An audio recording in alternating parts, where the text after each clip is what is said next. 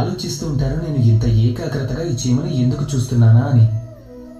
ఈరోజు నేను ఈ చీమను చూస్తూ మంత్రముగ్ధుని ఎందుకు అయిపోయానో చెప్తాను. దీని రూపంలో దీని ఆకారాన్ని చూసి కాదు,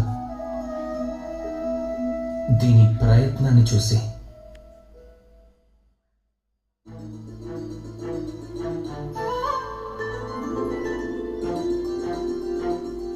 మీకు తెలుసా, ప్రతిరోజు ఎన్నో ప్రయత్నాలు చేసిన తర్వాత చీమ ఒక చిన్న ఇంటిని కట్టుకోగలుగుతుంది.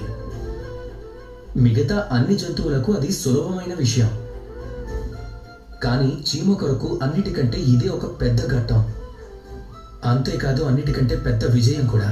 భవిష్యత్తులో చీమ అక్కడ ఉండని లేకపోని, కానీ తను కట్టబడిన ఇల్లు సంవత్సరాల కాలం వరకు అలాగే ఉంటుంది.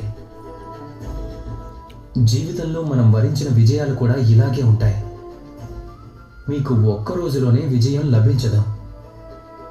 మీరు ప్రతిరోజు ప్రయత్నం చేస్తూ ఉంటే అప్పుడు ఏదో ఒక రోజు మీకు ఖచ్చితంగా అది లభిస్తుంది.